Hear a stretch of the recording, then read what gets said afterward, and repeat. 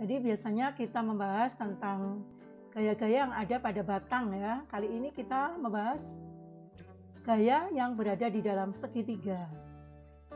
Nah ini 3 gaya, F1, F2, F3, sama semuanya, yaitu 40 Newton. Nah yang ditanyakan, berapakah momen gaya total di titik B? Jadi sigma tau di titik B. Ini gayanya F1 ke atas, F2 ke sana menuju titik B, lalu F3-nya ke kanan. Sedangkan segitiganya adalah ini 3 meter, bawahnya lalu yang vertikal adalah 4 meter. Ini optionnya ya.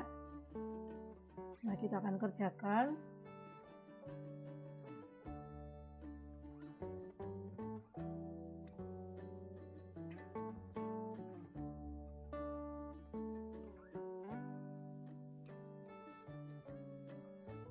Ya, berarti kita menggambar dulu gayanya dari segitiga ini. Kita gambar ini ya, ABC, lalu ini 3 meter, vertikal 4 meter, ini gayanya F2 ke dalam, F1 ke atas, F3 ke kanan. Nah, yang ditanyakan ada sigma tau dari titik B ini. Nah, berarti porosnya B, lalu ada 3 gaya ya, F1 terhadap titik B, lalu F3 dan F2. Nah, F2 tidak ada karena garis gayanya ini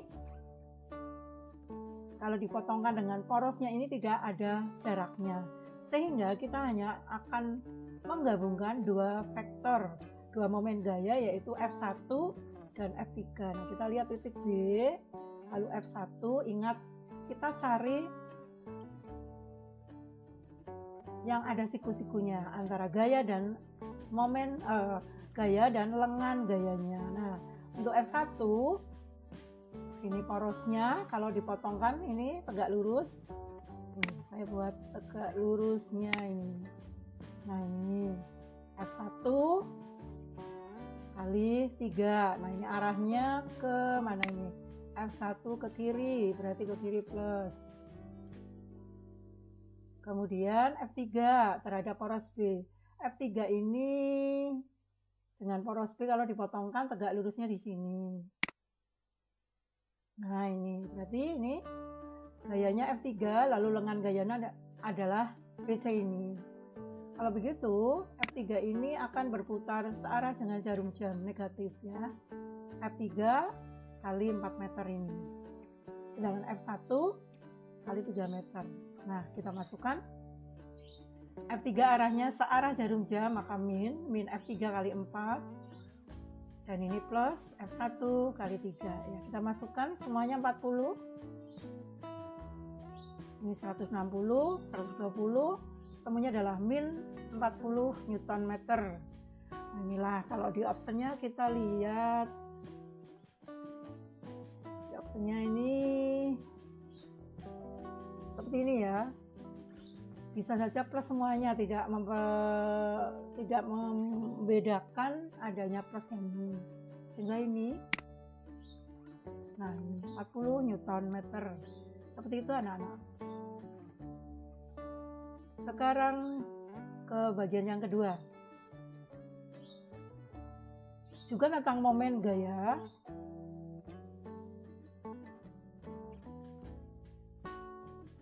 Masih tentang momen gaya, namun beda lagi. Misalnya seperti ini. Sebuah bidang persegi dengan sisi 1 meter bebas berotasi pada titik tengah diagonalnya ini. Perseginya 1 meter ya, sisinya. Lalu berputar menurut porosnya ya. Di sini porosnya adalah perpotongan diagonalnya. Pada bidang tersebut bekerja 3 gaya. Nah, gayanya F1 6 Newton ke kanan, F2 membentuk 37, kemudian F3. Ini besarnya beda-beda ya. Berapakah besar momen gaya total yang dialami bidang terhadap perpotongan diagonal? Ini perpotongan diagonal. Di sini ada petunjuknya, cos 37 itu 0,8. Seperti itu. Nah, kita gambar dulu gaya-gayanya atau vektornya. Ya, seperti ini. Ini segi empatnya, lalu kita buat titik potongnya. Titik potong diagonalnya adalah titik O, lalu gayanya kita gambar semuanya. Nah, yang F1 6 Newton ke kanan, F3 20 Newton ke bawah, lalu F2 ini membentuk sudut 30 derajat ya. Membentuk 37 ini berarti harus diuraikan. Ini membentuk sudut, ini berarti ini alfanya, 37-nya diuraikan. Yang 40 Newton ini atau F2 ini diuraikan jadi F cos 37, ini yang ke bawah ini karena yang pada mendatarnya ya. Kemudian F2 sin 37, ini yang kesini. Nah, sekarang satu vektor 40 Newton ini sudah menjadi dua vektor. Nah, kita pilih mana yang tegak lurus dengan sumbu O. Ini.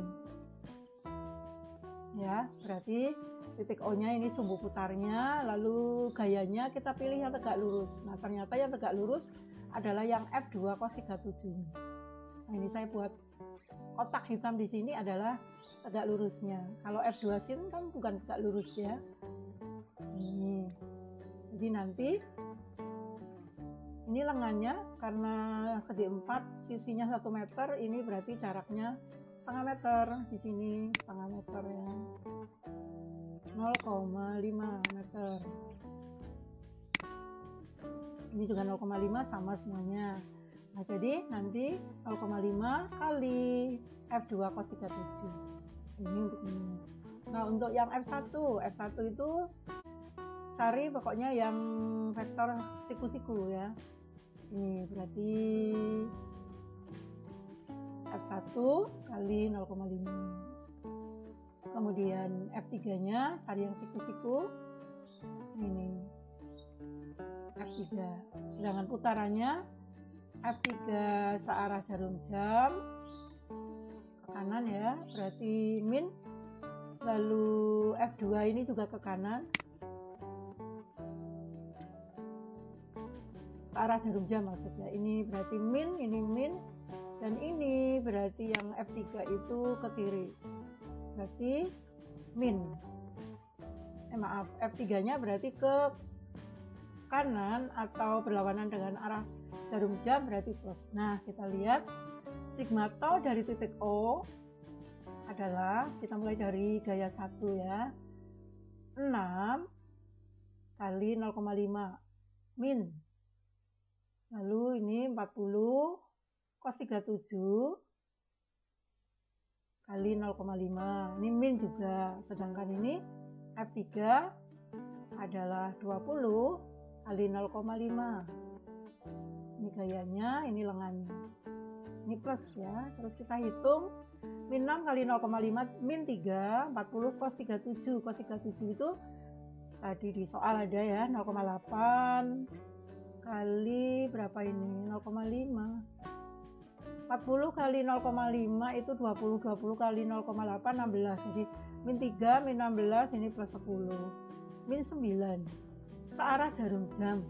Ya, ini ada option yang menggunakan arahnya ya. Jadi kalau min itu berarti searah jarum jam. Kita lihat optionnya.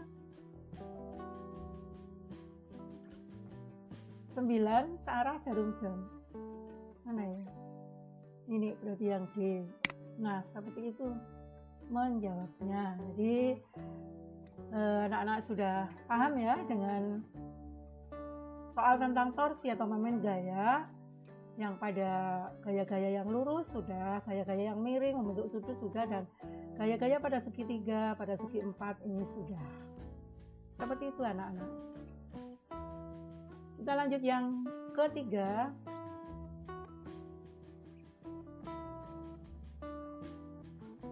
Ini tentang momen inersia.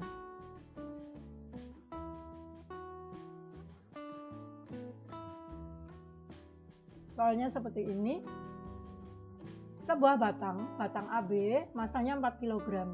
Diputar melalui titik A, ternyata momen inersianya 10 kg meter pangkat 2. Jika diputar melalui titik pusat O, ini O pusatnya, momen inersianya menjadi berapa? Ini opsinya. Jadi kita akan membahas di sini tentang momen inersia pada benda ya. bukan pada titik ya. Di sini sebenarnya adalah batang. Kita tahu batang itu ada 2 titik, yaitu di pusatnya atau di tengahnya dan di ujungnya, di pinggirnya dan di porosnya ini. Nah, yang diketahui di sini adalah momen inersia pada ujungnya yang A ini nilainya 10. Pertanyaannya, berapakah kalau diputar di titik O? Seperti itu. 5. Soal yang kelima adalah tentang hukum kekekalan momentum sudut.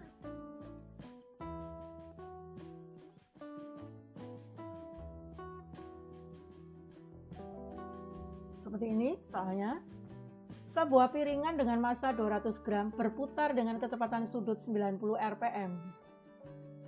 Ini yang A ini ya, yang pertama ini, yang warna pink ini.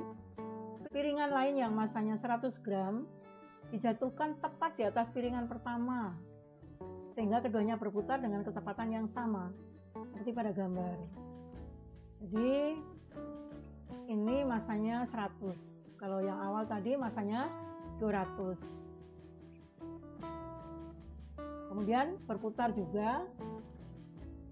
Nah, jika jari-jari masing-masing piringan tersebut adalah 20 cm, jari-jarinya sama, maka kecepatan sudut kedua piringan setelah keduanya bergabung. Setelah bergabung ini berputar juga.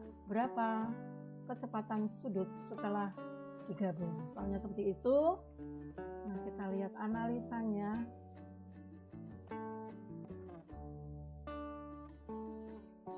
Ya, kita menggunakan hukum kekekalan momentum sudut.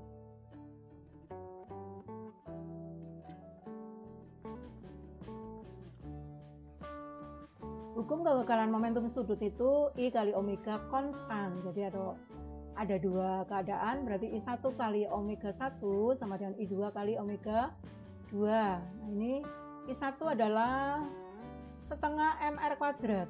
Ini I-nya ya. Setengah mr kuadrat, setengah m1 r kuadrat. Lalu omega ini adalah 2πf ya, 2pi kali f, 1,5 putaran per sekonnya. Nah, sekarang kejadian yang kedua ini sudah bersatu masanya, sehingga setengah m1 plus m2 r kuadrat omega 12. Nah, ini yang ditanyakan. Tinggal dimasukkan di sini. Setengah 0,5, masanya 200, 0,2, jari-jarinya juga 0,2 kuadrat. Ini sudah saya hitung 3pi, lalu setengah 0,2 plus 0,1, 0,2 kuadrat omega 12. Ini saya buat untuk bilangan yang 10 berpangkat lebih mudah. 0,5 5 10 mat min 1, 0,2 2 kali 10 mat min 1, 0,2 kuadrat menjadi 4 kali 10 mat min 2. Ini 3pi.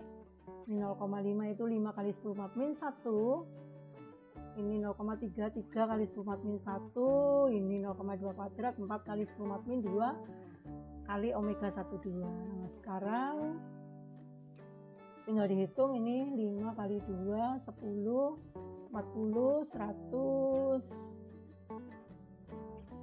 20 ya, 120 berarti 120 pi kali 10 pangkat min 4 atau 12 kali 10 pangkat min 3 pi. Sedangkan ini 5 kali 3, 15 kali 4, 60, 60 kali 10 pangkat min 4 berarti 6 kali 10 pangkat min 3 omega 12. Nah, sudah mudah ya jika menghitung anak-anak menggunakan 10 berpangkat negatif. Nah, dengan demikian omega 12 sama dengan 12 pi dibagi 6, 2 pi radian per sekon. Ini adalah kecepatan setelah bersatu. Coba lihat ada opsinya.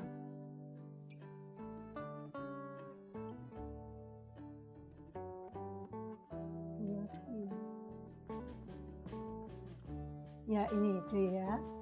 Ada 2 pi. Nah, seperti itu anak-anak. Jadi penyelesaiannya adalah menggunakan hukum kekekalan momentum sudut.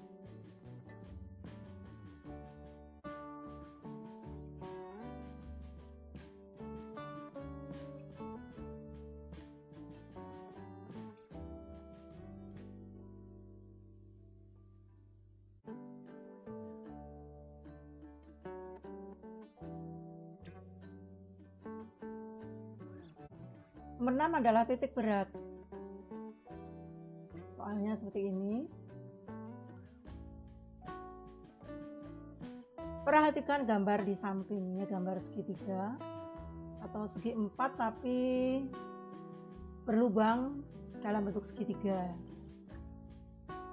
Tentukan koordinat titik berat pada benda yang diarsir ini, ya.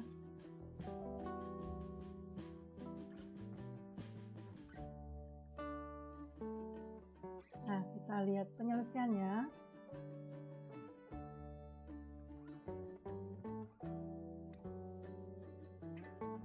Ya, yang pertama kita menggunakan cara dengan 1 dan 2 dikurangi. Jadi segi 4 dulu, kemudian dikurangi yang ini, yang berlubang itu. Ya, karena yang ditanyakan yang diarsir ini, bentuk yang diarsir. Jadi kita tentukan bidang yang 1, ini 1, ini segi 4-nya. Lalu bidang yang kedua, ini adalah yang kedua. Nah, ini kedua ya anak-anak ya, tulisan 2. Nah, sekarang A1 luasnya berarti 24 kali 10, 240 cm persegi. Nah, titik beratnya set satunya ada di X-nya, ini bagi 2, 12, lalu ini juga dibagi 2, 5, 12,5. Sedangkan yang kedua, segitiga. Segitiga ini alasnya 10, tingginya ini 12, karena separuh dari 24. Jadi 10 kali 12, 120 bagi 2, 60 cm persegi.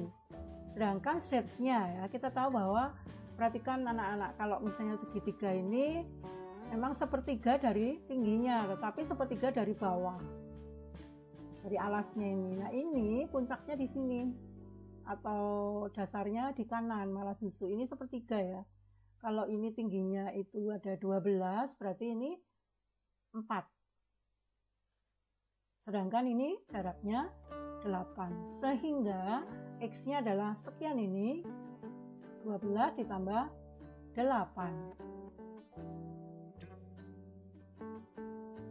Ya, 12 ditambah 8.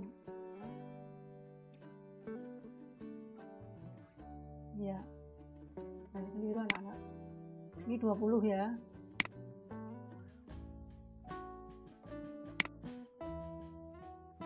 (12) dengan 8 itu betul ya. Ini 8, 12. Ya, 20 ini keliru ya, 20,5. Nah, sekarang kita masukkan X0-nya. Sekarang kita masukkan X0-nya.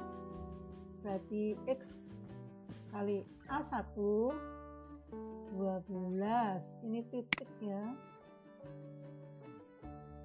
dikurangi 20 kali 60 per A1 240, A2 60. Ya, ini dikeluarkan 60-nya. Ini 12, ini 4.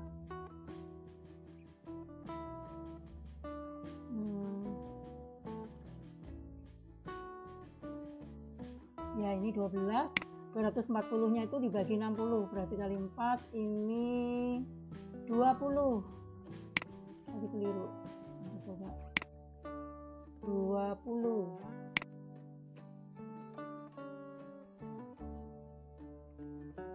Kemudian ini 60, 4 ini 1. Ya, kita lihat. Ini bisa dicoret 60-nya. Ini 12,4 dikurangi 20. Oh, 12 kali 4, 48, kurangi 20. Kurangi 20. Berapa ini? 28/3. Salah ini anak-anak. 28/3 itu 9,1. 9,1. kemudian atau 9 gitu ya. Y0-nya, Y0 itu berarti mana Y? 5 kali 240, kemudian ini juga 5 sama karena posisinya tingginya sama, ini 5 kali 60 ya, 240 min 60, ini keluarkan 60 nya, ini 5 kali 4 min 5, lalu 60 dikeluarkan, ini 4 min 1 ya, ini dicoret sehingga ini berapa nih, 54 20 min 5 15, 4 min 1 3, jadi 15 per 3 adalah 5. Kalau begitu optionnya adalah set 0-nya salah ya anak-anak, ini berarti 9,5, 9,1 dianggap 9. Seperti itu. Kita lihat dulu ya, yang D lagi 9,5 ya. Perhatikan anak-anak, ini ada hal baru yaitu segitiga itu sepertiga, tingginya itu dari bawah atau dari kanan. Kalau gambarnya seperti ini, segitiga berarti sepertiganya dari atas, jadi dihitungnya tidak sepertiga dari bawah tapi sepertiga dari dasarnya. Nah, ini menghadap ke atas, berarti dari sepertiganya dari atas. Itu yang menjadi perhatian anak-anak. Seperti itu soalnya.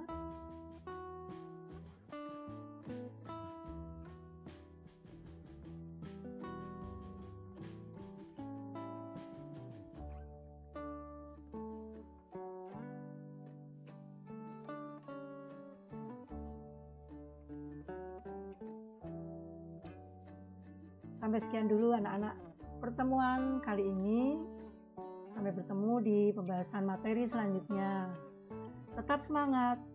Salam sehat selalu. Terima kasih.